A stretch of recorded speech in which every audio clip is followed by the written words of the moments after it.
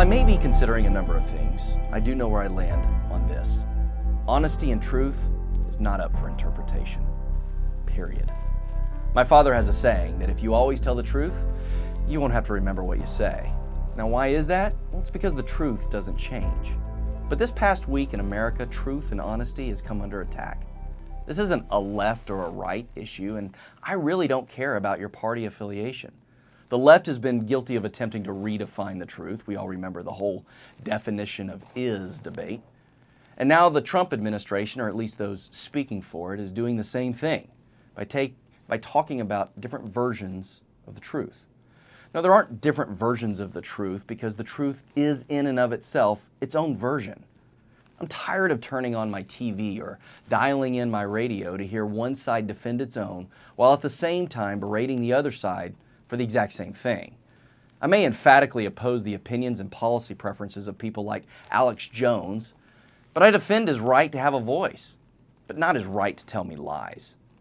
We have perverted rights afforded to us in the First Amendment by using those rights as our ability to lie. All of this, while in other parts of the world they long for the simple right just to speak out.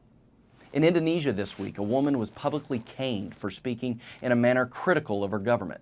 Kind of makes you take a second and realize how blessed we really are for our ability to debate in this country. That you and I are allowed to have differing opinions than one another, than the government, than our church, than your neighbor. And then we can go to the bar, or go on Twitter, or host a podcast and hold up a sign at the side of the road and shout from the top of our lungs that I have an opinion and it's different than yours. Yes, this can lead to some hot temper sometimes and hurt feelings. And I know that it can be difficult. It can make your skin crawl to hear something we know is so wrong to our core, not fake news, not spin, but a flat out lie or a message of hate. But our ability to speak out is necessary. It's one of the greatest gifts of our Constitution. But when we speak in a manner that jeopardizes the definition and value of the truth, we begin to devalue our voice and our rights. When this devaluing comes from our leaders, regardless of political party, we find ourselves headed, I fear, in a dire direction.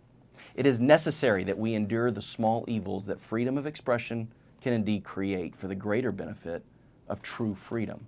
We must allow the Alex Joneses of our world to spout their opinion, as in the same manner it affords the justices of our Supreme Court to do the same, as their rights are weighted as equal. Not your gender, not your race, not your opinion on the best ice cream, preferred political affiliation, or whether or not we landed on the moon will ever affect your ability to march to the steps of Congress and share your voice. However, when fact is separated clearly from fiction, there's no longer room for debate. There's just truth. When we would rather have a comfortable lie than an ugly truth, we have traded our freedom for selfishness. There's no middle ground when it comes to the truth, period.